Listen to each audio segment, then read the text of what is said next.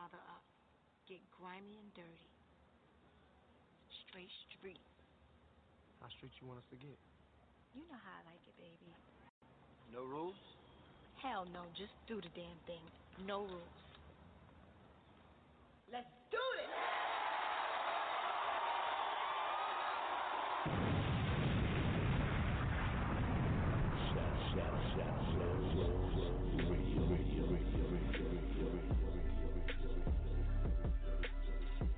You're now listening to the Secure the Bag podcast with the Pretty Grinders. Y'all tear this mother up. This is the Secure the Bag talk show.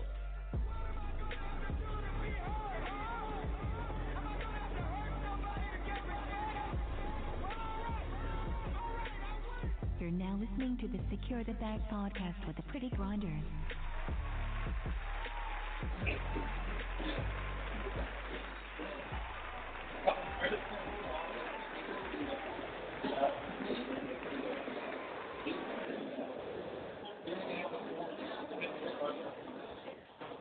Yo, it's Tanay.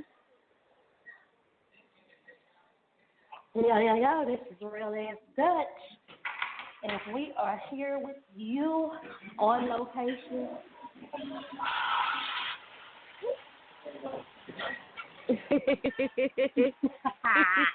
Trying to secure the bag.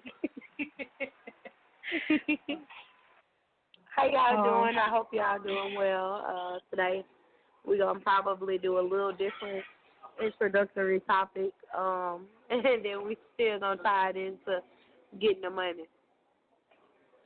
Always trying to answer getting the money.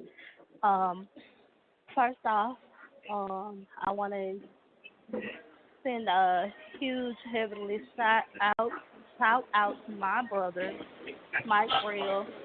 So y'all can call me Real Ass Dutch, because I'm going to keep it real with y'all today. He was my friend, my brother. He came and reached out to us and believed in us when we didn't have a platform, and extended this platform in the shadow world brotherhood to us, and we are forever indebted to him and will forever honor his memory, and we are deeply, deeply saddened by his loss. It is very hard for me to get on here today. I switched phones, and I had to go through our text to find some information, and it was real hard.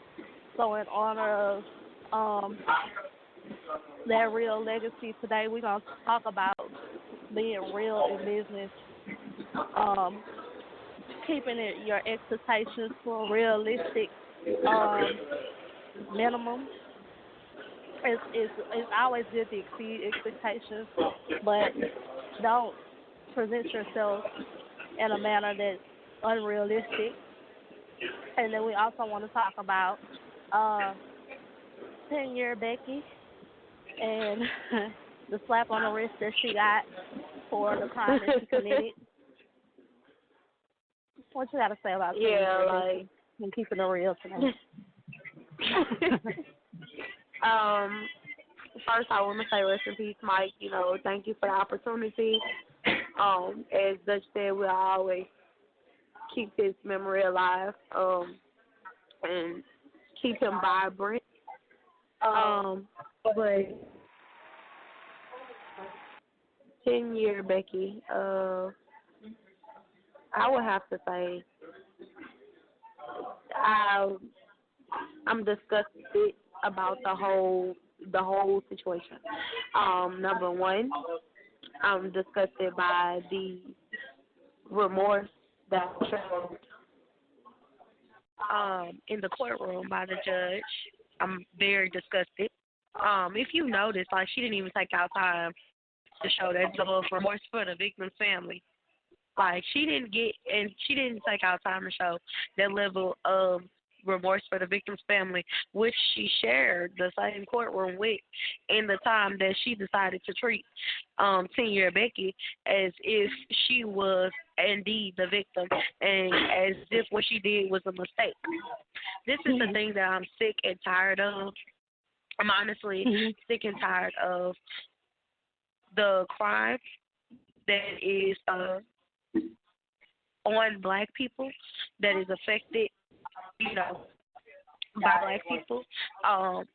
Basically causing our demise way too early. It is almost like it is a war against black people, as well as the war that we have going on within our own community.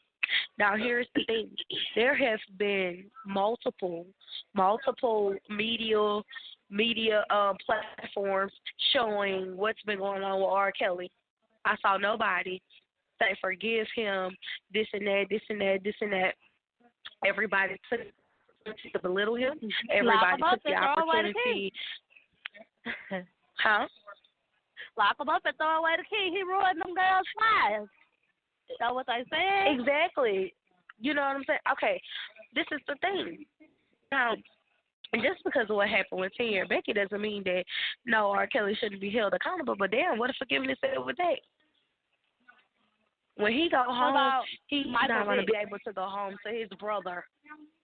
The outrage that was shown from the majority population towards Michael Vick for what he did with dogs.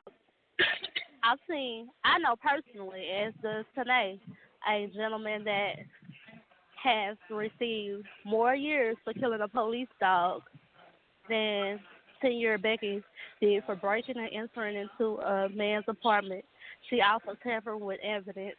Not only did she tamper with evidence, her police cohorts who arrested her tampered with evidence. They manipulated the video evidence. They deleted text messages that she sent, and all of this collusion that occurred within the police force. And this judge slapped her on the wrist and hugged her. I'm not going to speak on the brother. I'm not going to speak on nobody's religion, their propensity to forgive. I'm not going to even go into the way Christianity was used in slavery and the way it's still used in that manner to get us to bend over and just take it. And once you take it, you smile and you smile and you forgive them and let God handle it. And I'm not going to even get into the way God still ain't handled it. But what I'm going to discuss is that judge did not act impartially on her bench, and she needs to be removed. She allowed the bailiff to brush her hair in the court. That's contempt of court right there. Let me go brush my hair. Let me catch a charge, like we say here, and go stand before the bench and brush my hair. That's what I'm saying. Like, dude, this. 30 days. I'm from Louisiana. 30 days. I'm from Louisiana. Dude, it's harder for me to get my motherfucking driver's license than it is for her to get convicted. It's harder for me to be able to go into the OMB and say, I want my driver's license than for this motherfucker to get convicted. And then she showed remorse. She showed fear. She showed cowardice, which is so normal for people of that, what is called phenotype. I'm going to say phenotype. So if you want to know what I'm talking about and you don't, Google it. People of that phenotype who show fear before remorse. Remorse would have been when you killed an unarmed man in his apartment to give him the life-saving measures that them people in Texas tax dollars paid you to do. That would have been remorse, Mom. Not crying. So the Uncle Jill, Auntie Jill, Auntie Thomasina can give you 10 years. Oh my God. I'm hated. I am so heated at the display of impartiality, the display of prejudice, the display of racial conditioning, the display of total disregard for her bench, total disregard for her judicial feat, total disregard for her legal training, total disregard for everything that crest and that oath that she stood for, to give her a Bible and to tell her she would be forgiven. I'm sorry to interrupt. Thank you. Thank you, goddamn. We married mother of God. Duchess, I'm gonna need But you to go switch ahead. spots with me right quick. I Unless we dining and dashing. you no ma'am, it's in the purse. My purse right there. Your cookie is available. I like it when my cookies available. Speaking of cookies being What? available, so I can change the subject because she don't like when I go out Malcolm X. The position of the day is scissors. Wait, what? Can you look the position of the day is scissors. What is the position of the day? Scissors. In our previous show. Okay, we want to bring up the past. So, the position of today is going to be doggy style. Why we can't do scissors? What? Why we can't do scissors? I thought we were doing scissors. Isn't that scissors? Okay, it's scissors. Tomorrow, next show, it will be doggy style. Doggy style is not a position. Doggy It is style for me. It is for me. when you're either drunk, ugly, or not in a relationship. Well, Trust it's me, called I'm not. role play, so depending on what role I'm playing at that time, doggy style is for me. Doggy style make your wall, your back wall go back. You don't do that till you're married. You don't need nobody renovating the room and they ain't bought the house. You feel me? You excuse me. If I could get them in the room, maybe I could get them to renovate one thing. I'm trying to tell you, it's just, I don't know. You need to invite them to the upper room first. What's the upper room? I can't say it right now. But anyway, my drink of the day is the Presidente Margarita. Which is found at your local Chili's. Tonight I've been trying to learn Spanish, y'all. She was telling me earlier that she didn't speak English. I have learned some Spanish, okay? So, speaking of Spanish, being that right now I have calmed down, I took a couple of sips of my drink, and I calmed down from thinking about 10-year Becky. Ladies, this show today about securing the bag is going to go a little further than what we did before. It's very, very, very important to be bilingual.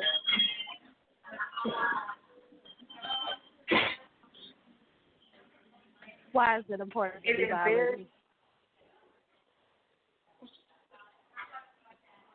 Because you told me you didn't even speak English no more when you learned one word of Spanish. I received the spam call. So, anywho, as I said before, ladies, it is very important for Spanish, or whatever second language is being spoken predominantly in your area. So for us, we are in the southern region, and it is Spanish. We're very, very close to the Mexican border. Of course, we are like a big melting pot.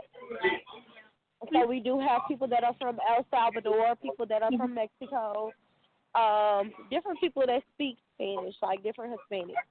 So this will actually grow. What? Politically correct. They're Latino. Mm-hmm. They're all not from Latin America, which make them Hispanic. Oh, there you go. It's the, don't put no emphasis in your tone when you speaking to me because you wrong. Thank you. You know what? Okay, y'all. Tomato, tomato. Make sure you can speak them people language. Because let me tell you something. What you gonna do? You're going to broaden. You're going to broaden your possibilities of selling your product. You're going to broaden your audience. You're going to broaden your target market. And let me tell you something. In my sales history, Hispanic people are the most loyal. They're the loyal individuals, and they're very, very, very family oriented. So when you do for Jose bringing back. Hello, you stop doing it. Stop. What? Stop assigning racist names, Keisha. I'll be Keisha. Well, what is name gonna be, Mike? Ray? Why you trying to say the individual? Okay, baby. That's a universal name. That's a universal name. You know what? I'm tired of you. We go in the corner store and you're calling everybody Muhammad. What? That ain't the people name. We go to the corner store, you calling everybody Muhammad. I call it like I see it. That's what they look like. I'm tired of your shit. We're keeping it real this show. and then put that back to the question, not overly presenting yourself as something that you're not. I was doing business with a Chinese, yes, that's the correct ethnicity there in China, with a Chinese business person. And this person asked me to download an app to translate from Chinese to English during the text. Now, this person supposedly spoke English. However, during our encounters, everything they sent was in the Chinese language. So I don't know if they speak like orally English and then they cannot write English or what the deal is, but I got an email and it was in all Chinese characters. And I was like, this is beyond me, because, that looked like something. I don't think I ever saw a Chinese script before. Like, I never saw a book of Chinese. So, when you're presenting... Huh? You never saw Mulan? Nice. Huh? I'm going to talk to the grinders.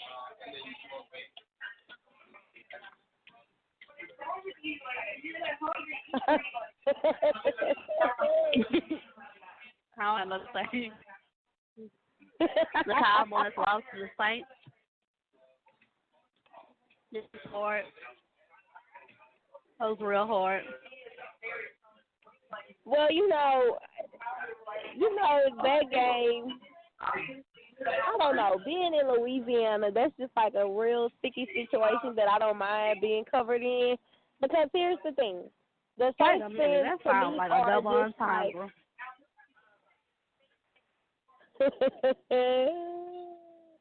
It's a real sticky situation that I don't mind being covered in. Meanwhile, we're talking about football players. It's a double entendre if there is one particular person listening. Is it now? Yes, it's a double entendre if there is one particular person listening to this show. Then yes, that is a double entendre. But if there is not, then no, it is not. I meant it the way I said it, and it was just metaphorically speaking. I was being figurative, not literal. But here's the thing: it's like they just they hop on a bandwagon, and they at the football, they at the TV screaming, "Kick it! Pick it up! Catch it! Roll it! Slide it down the field! Get it there, damn it! You better get it there! I don't know how you gonna get it there, but I hope you hurry up and get it there, damn it!" And I was talking to one of the Saints fans, and I was being technical about the game, And her response was, don't ever do that. they win a football game because they smart. You don't win no football game by playing smart. You win a football game by making too much noise and confusing the other team. I say this. You know, and then just after that conversation, the Saints fans, couldn't hold no conversation with me no more. And this is, you know, above a Saints fan football IQ. But there are quarterbacks that are what's called inaudible. Because there are stadiums that are really loud. The Houston Texans have a really loud stadium. LSU, which is in our hometown, Death Valley, has a really loud stadium. You cannot call it audible, which is when you hear them saying, Blue 42. You cannot call it in a loud stadium. So you call it inaudible, which is the use of hand motion. Now, if that quarterback don't call his own plays and he relies on the box or the coach and the earpiece in his helmet to call those plays, then they're in trouble. But a lot of quarterbacks can call their own plays based on their field positioning. But we don't have that conversation for any Saints win because they just became fans around 2009, 2008. It was about 2008. It had like solidified in 2009, January of 2009 to be exact. With their phony championship. Yeah. Who's in the ring? Like it's just, you know. Then they try to make it like a cultural thing, like where it gives us something to look forward to. No, the hell it don't. It's very fraudulent, and I don't want to represent a team that is that fraudulent. I know all the history I need to know. I even know why they black and gold and who own them. I don't want to represent a team that's fraudulent. I don't like them people, and can't nobody make me like them people. And I'm keeping it real. That's all I'm going to be doing for the rest of eternity. And I don't like the team because of them purposely injuring Brett Favre among other players, but it's really about Brett Favre. He was a veteran. He was too old. They took him out of the game. They retired him early. And he's from our sister state, Mississippi, because it's so like our brother. I said what I said.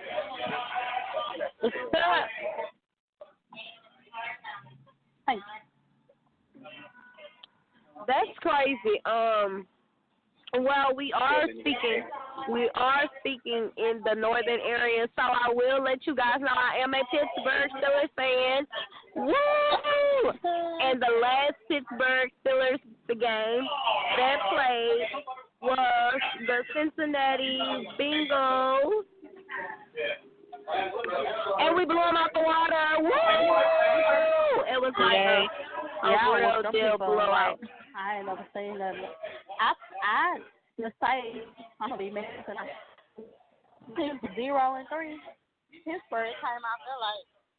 Pittsburgh came out there like they knew what they was doing. You know, me and Ben, we have some problems sometimes on how he conducts himself on the field. But I will say that game, you know, they redeemed themselves. And then that game is one that is actually in their division. So I was like, you know what, this game mattered. And y'all did what y'all had to do. The game mattered, you know, all of that. Exactly. Black Lives Matter. Like, you guys, we don't embed that enough into our lifestyles. Like, Black Lives Matter. Black businesses matter. And to be honest with you, with all of these things that are going on, all of these conspiracy theories that we have that we feel like are against us, you wouldn't have that damn problem if you fund your area. If you fund your black businesses, stop getting a damn dollar, taking your ass to a rich white neighborhood and saying, fuck your people. Tell them. Tell them what they ugly. You heard me? Because let me tell you something. They have. Let me tell you something. We are the minority when we divide. We are the majority when we stand together. Anything that is black is going to take out any other race. We are the dominant race, okay? Let me tell you something. If I get pregnant by a white man, my baby is black. My features are going to appear in my baby more so than his. My baby is black. We can take out their race. Why would you sit up here and not fund your area, fund your businesses, fund your neighborhood, fund your schools? You get $1 and you take your ass out the neighborhood and go move out there with the rich white folks. Nah, none of that. That's what they be doing. I seen them. Then I get out there and wonder why, somebody walking in their unit making a leg down, stopping their cars every time they pull out the driveway because you don't belong there. And they don't want you there. That is not your pinnacle. My pinnacle is not, in my life, is not saying that I'm going to pay the bank back so much money for a property that is not in an area that I belong in. Like, number one, here's the thing. This is how I'm going to get their ass back. I purchase properties by all of their funded schools, LSU being number one. I want my equity for my land. That's my land. And given the day and times that you guys actually are trying to abide by some type of the law, not exactly verbatim, but some level of the law, I want my equity for my property. Y'all don't do that. Y'all get your money, go get a bench. You want to shit on your sister, you want to shit on your best friend, Shaniqua, and you just like, fuck the black community, I'm out. And then 5 or 6 years later, if that long, maybe 5 or 6 months, you're dead in your apartment.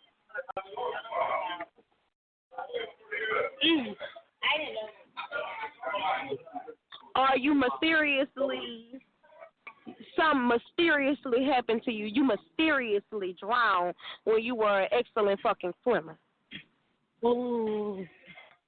You mysteriously died of alcoholism when you don't even drink goddamn alcohol. Got a little something in there drinking drunk. But what do we know? Girl, they treat us like we don't know much. We owe ourselves and our community a great deal.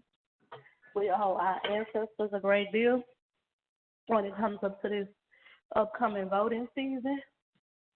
Be cognizant that somewhere down your bloodline, somebody was mishandled, was killed, was raped, mutilated, castrated, hung, and or died for your right to vote. If you don't make your vote and your voice known, you won't have a voice. And those people, all those people, died in vain. I was listening to a radio, this radio station I grew up listening to here. It plays here in Louisiana. And it was a radio personality. She's a black woman.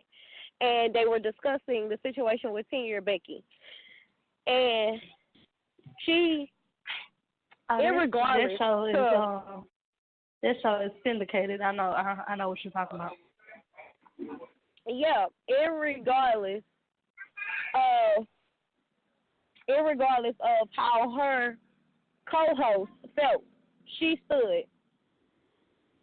She was like, she didn't move. She didn't budge. She was like, it is what it is. It's racism is what it is. And no, I'm not giving you no damn hug. Because if that was my daughter, killed the man, my daughter would be serving life. Because she's darker. There's a young lady that recently was released. the murder of her pimp. And I want to say she was pardoned after upwards of 20 years. This is a man. I think she served 13 years. How long did she serve before they finally let out? I know, but I know her sentence had to be like, was it life? She was supposed to be serving life. And then, for killing her pimp. Yes. She had a life sentence, and there's another lady from Memphis that had a drug offense. And she was pardoned by Trump. Both of these ladies were pardoned by Trump, but they both had extensive times for the first murder could have been considered self-defense. This was a pimp, and I ain't never heard of a nice pimp. Never. And then I just said she was underage. She was underage at the time. The second woman had drug offenses, and she had a life sentence. But you mean to tell me this motherfucking cop killed him in his apartment? Shit, if he ain't got rights anywhere else, you supposed to have rights in your own house. But you mean to tell me she only get 10 years and you know damn well she ain't serving 10. She's serving 3.5. And they gonna put her in a motherfucking federal prison where they can't put her in a regular prison because they don't want anybody to bring harm against her. She not going federal. She can't go federal. She not high profile, and it's not a federal source. She going right to the regular old jail. I don't know how that particular area does their criminal offenses, but I know had she been in Louisiana, she would do 85% of that crime as it's aggravated.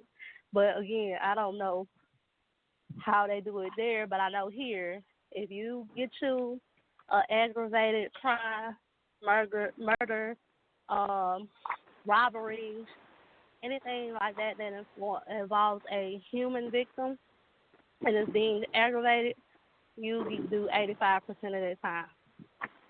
Period.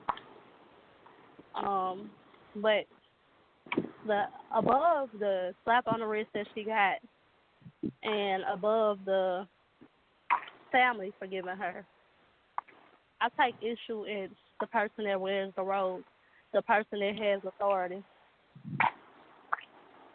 Because you just have to be held to a higher account. You have to be real in your position. You have to be real in your occupation. You have to be real in your calling. And if you are operating as some type of extended arm of Jesus, perhaps the bench is not your call. If you want to go and be a missionary and evangelize the earth, perhaps you should have not taken the role of a judge. Because a judge, all in all, is, how biblical is it for man to judge another man? So you already out of the will. You're a female. Biblically, judges were men. Biblically, judges were a certain tribe of men. So, sister girl, if you want to operate in Christianity, you are already out the will. So pack your little Bibles up, get off the bench, and you go stand on the street corner with a mic. Because we don't need you on the bench. And for everybody else that's saying, be glad that she got time, the jury convicted her. The jury convicted her. All the judge had to do was give her the time that suited the crime. She was convicted by a jury of her peers per the Constitution. So we ain't got to be glad about nothing. The people found her guilty.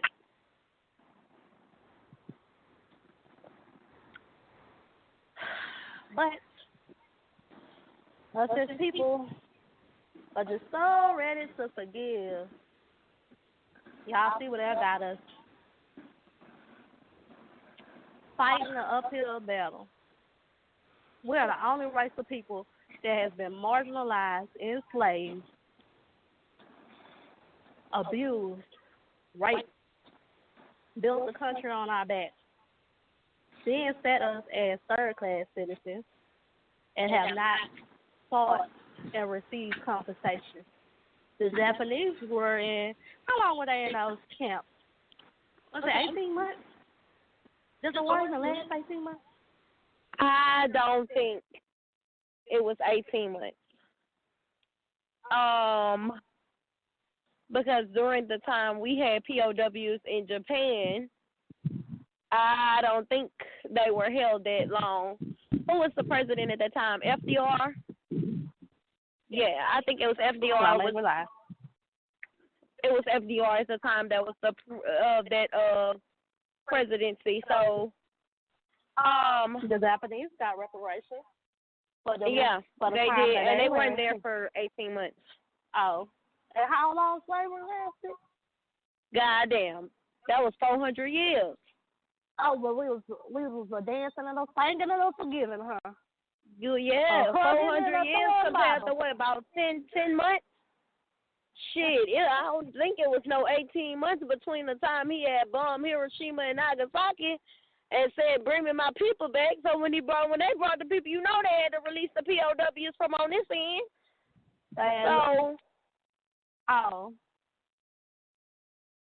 So come on now. And it seems as though the entire world, and they ain't gonna like this, but it seems as though the entire world is still playing emotional, verbal, and mental reparations to the Jews.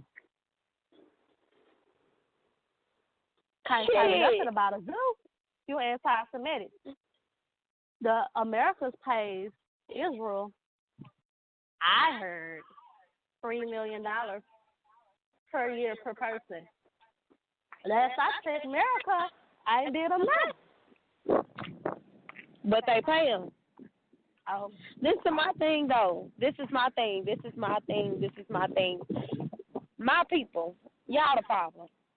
Because you so goddamn forgiving for a white woman to shoot your motherfucking brother. You ain't forgiving for a man to have consensual sex with females. Whether or not they was of age. He had consensual sex. There was a social media platform that presented that the parents knew and were getting paid. He still ain't shit. He wrong for that. Oh, he ain't so forgiving now. Goddamn. Hey. Wasn't there an actress, not as, I wouldn't say call her a prominent actress, but there was an actress who falsely accused one of her lovers.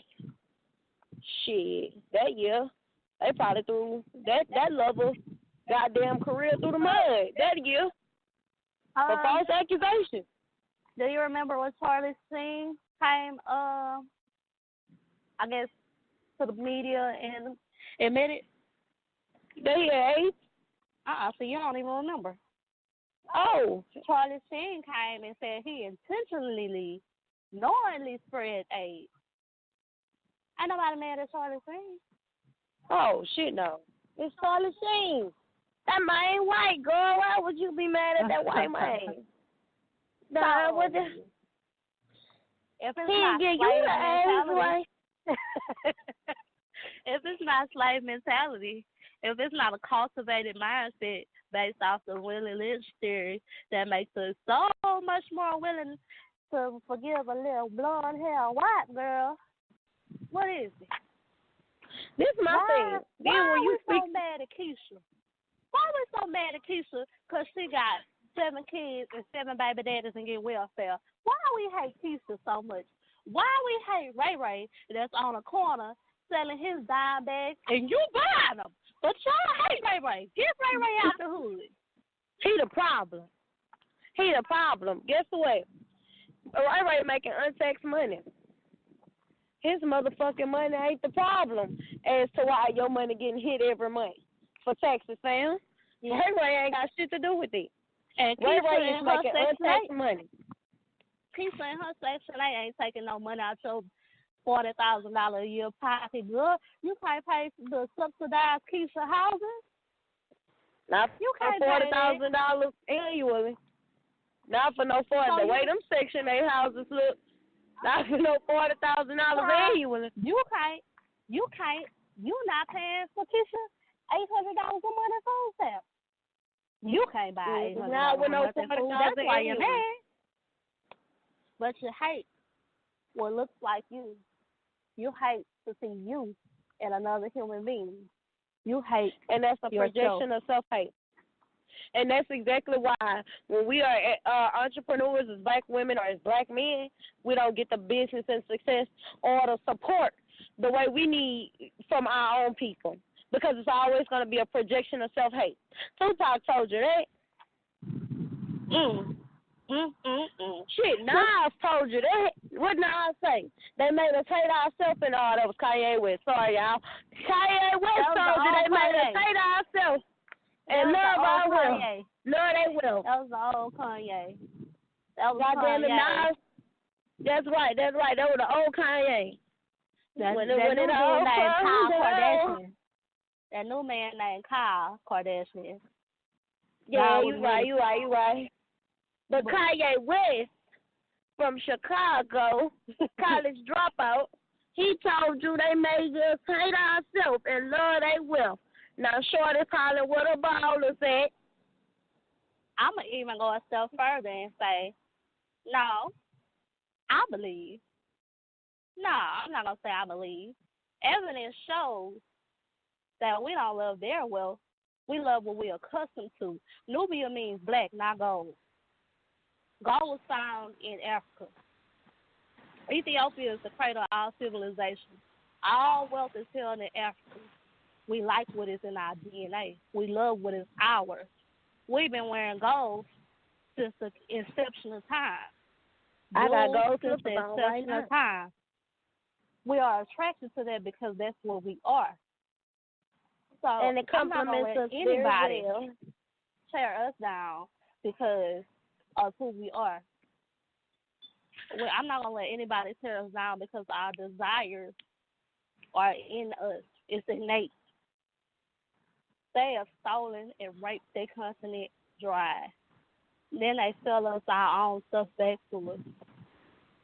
They have raped history. They have whitewashed history. You have to look so far into some books, into the internet, to find the history of the wars, to find the history of who you are, to find the history of your greatness. That is sad. And this is the thing. Y'all don't understand. Y'all kings and queens. Y'all sun-kissed babies. Y'all don't have to put on sunscreen before you walk outside. You don't have to stand in the sun and suffer or endure blisters when you walk back through your door. Y'all kings and queens, crowned by God himself. If you don't start operating like that, they gonna overthrow you. But this has been the history. If you believe in the Bible, if you look throughout history, such has been the history of the darker complected people. Like the history has been that we've gotten so drawn away, so distracted that we just up there just looking stupid. We slaves again. God damn, this the third time. It's honestly. Hey, spit it out. What it is? It's beyond me. You tired of being a slave? This is my thing. I don't honor Susie more than I honor Keisha. I don't honor Susie more than I honor Keisha. Keisha, my girl, that's my sister. Somewhere traced back in our DNA. We played in the same village. Our ancestors played in the same village. That's my sister right there. I'm gonna tell y'all. Look into this book. It's called The Myth of Race. It will give you. If you've never had or experienced a paradigm shift, you will experience the paradigm shift. The fact of the matter, and it's unequivocal, all humanity started in Ethiopia. Race is a myth. We just look different. If you look at African Americans, if you take a Louisiana African American and stand them next to a Chicago African American, there's a distinct difference in the way that those people look. If you take an African American from the continent of America and an African, they don't look alike. If you take indigenous Australian, what they call, but if you take an indigenous Australian, they darker than the average black person you gonna ever see with bone straight hair. They don't look like any other black person you'll see. If you take a African off the continent of Europe, they don't look like American black. And you can do that with other different races. Race is a perception. Genetically, we're 99.9% the same, and that's across platforms. So race is a myth. Race is bullshit. Race is a construct that's used to keep people down. We put the darker people at the lower position, the lighter people at the higher position. And that's to put distance between the lighter people and the darker people. Because if those two mix, if a white person and a black person mix, and I already said, that child is no longer white. Might not exactly be black by most accounts, but legally it is. The way it looks, the phenotype of that child is black. So, common sense tell you, if every white person got with a person of color, the white race will no longer exist. That's the basis of racism. That's what racism is. The white race trying to protect and create longevity of itself. But what we as black people have to do, even with that understanding, is not no longer allow ourselves to be marginalized. We gotta stand together in solidarity. We gotta be real with each other. We gotta look inside ourselves and see why we hate people that look like us, and have all the forgiveness of King Jesus in our heart for the oppressor, for the person who gave us this doctrine. Not to say the doctrine is untrue, but you got to look at the way they manipulated it and used it. And are you going to continue to let it manipulate you? Because it ain't going to hold me back. I seen somewhere in Ecclesiastes, it says it's a time for war. And I can tell you what, if some little white lady come shooting up in my people, a hug ain't gonna be what she gonna get. Amen. Amen. And that's what I said. Number one, don't open my motherfucking door. Okay? Because if you open up my door armed, you better use that motherfucker, and you better know what you're doing when you do it. But just know we will ride that chariot to hell together. Because when I drop, you dropping with me. That's your only two options. I'm not even gonna let you go to jail. Before any yeah, before any goddamn first responders are called, you will be dead. I don't care. I don't give a damn what your rank is in humanity, in society. Hell no. I say it in public. That we forgive the bullshit. This shit go all the way back to Frederick Douglass. It go all the way back to Coolidge. It go all the way back to pretending that, oh, it's all right. It's not all right. It's not all right. It's not okay. It's never going to be okay. I don't give a fuck if it was your ancestors that put my ancestors. What are you doing to me? How are you profiting from this situation? How are you're voting against your own interests to keep Trump in office just so you can hope to keep your foot on my neck? You're voting. Louisiana and Mississippi have some of the poorest Caucasians known in history. They'll usually say Mississippi's still in slavery. They just don't know it. But they are. These are red states. They're voting against their own interests. I read an article about a man who was dying of cancer. He refused to vote for a Democratic governor that would allow him to have Obamacare because he would rather die from cancer than take a handout. No, you would rather die from cancer than allow a black person to get a hand up. That's the truth. But you know, it's crazy. Like, and then I look at my black people when they toot their nose up in black businesses, or they toot their nose up to the black girls winning. My black authors, my black bloggers. You know, I commend you. Congratulations, my black entrepreneurs. Congratulations, I commend you. You the future. And we are power. This is the thing, and we produce numbers. And I'm not talking about numbers that the marketing person tells you when you pay $200 for a package deal. Bullshit. I'm talking about biological numbers. I'm talking about we make offspring. Why is there no Black Wall Street? Come on now. Why is Black Wall Street gone? Why? This is the thing. If you weren't a threat. Why is there no Black Panther Party? If you weren't a threat, you wouldn't have been noticed. If you are really truly dumb, like they say you are, you wouldn't have been noticed. The Black Panther Party is the reason why you have women, infant, and children. With Black something good they had going on. They couldn't just destroy the organization and kill all the good that they community gardens. A lot of y'all are familiar with community gardens.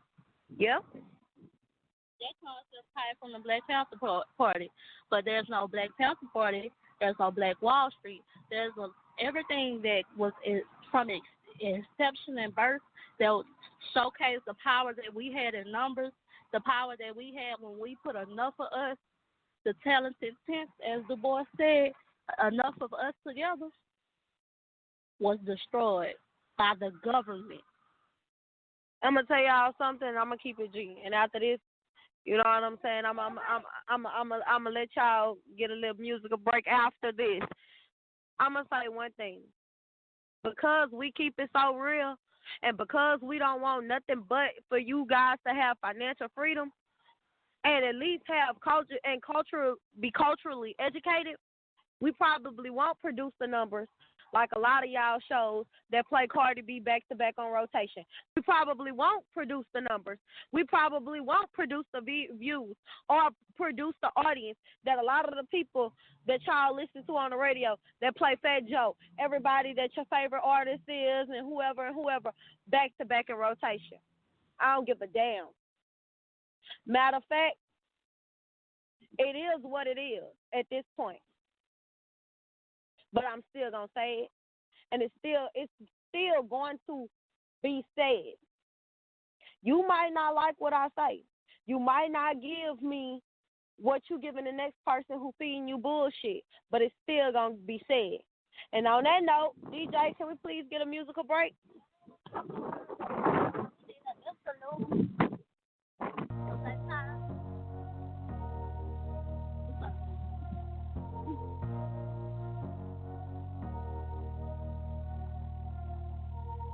All my life, been grinding all my life.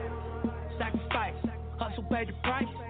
Want a slice, got to roll the dice. That's why all my life, I've been grinding all my life. Look, all my life, been grinding all my life.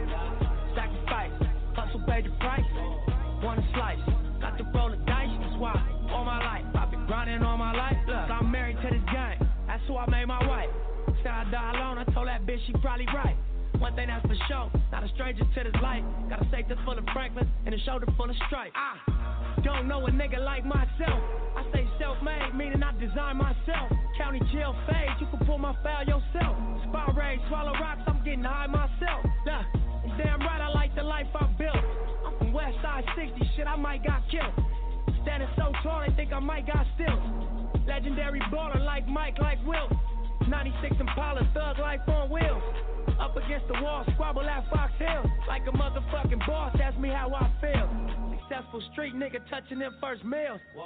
All my life, been grinding all my life. Sacrifice, hustle paid the price.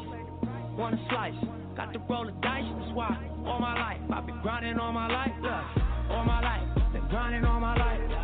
Sacrifice, hustle paid the price. Want a slice, got to roll the dice. That's why all my life, I've been grinding all my life. Look, I got everything I said I was nigga gon' get on my kid. In addition to that fact, I went legit. I'm the shit now, according to the way that I'm positioned. In the biz, it look like I'm just gon' keep on getting rich. Know them Westside RSCs is us. LAPD on my dick, I'ma squeeze and bust. If a rap nigga diss, Swiss cheese is bust. All this rap money, nigga, look, I need too much. Money, loyalty, and love, in the dream we trust. You be switching up the players on your team too much. Tiny copy, that's my low, Young Supreme, what's up? And we travel around the world getting cream or what? Ain't you get off on whoever hustles seem to rush? Las Vegas strip pop, yeah, you creamed them punks. After all that looking tough, all he seen was stuff. 50 Cent and Mayweather flee the scene with us. True story. All my life, been grinding all my life. Stack the spikes, hustle paid the price. Want a slice, got to roll the dice. That's why all my life I've been grinding all my life. Look.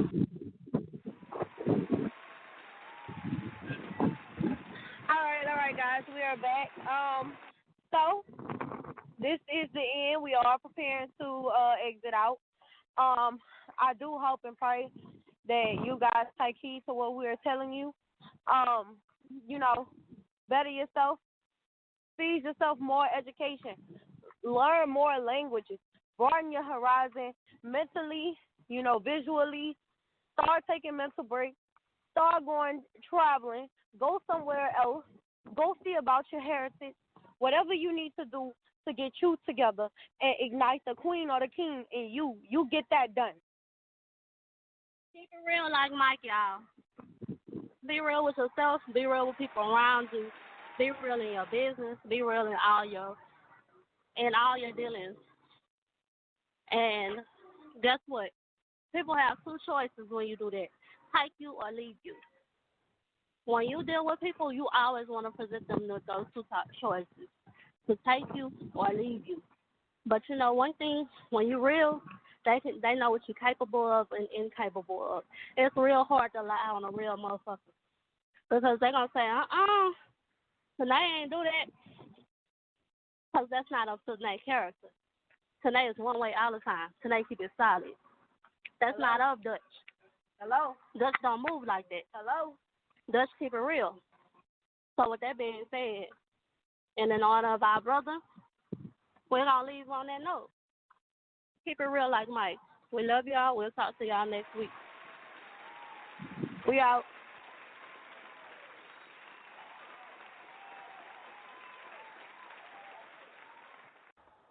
Y'all tear this mother up. Get grimy and dirty. Straight street. How street you want us to get? You know how I like it, baby. No rules? Hell no, just do the damn thing. No rules. Let's do it!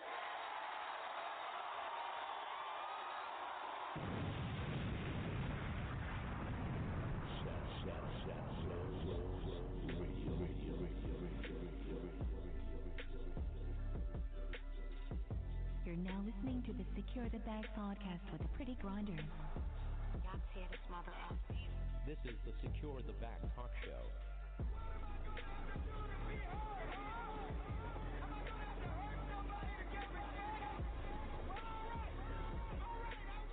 You're now listening to This show is brought to you by Shadow Worlds Media out of the New Jersey and New York area.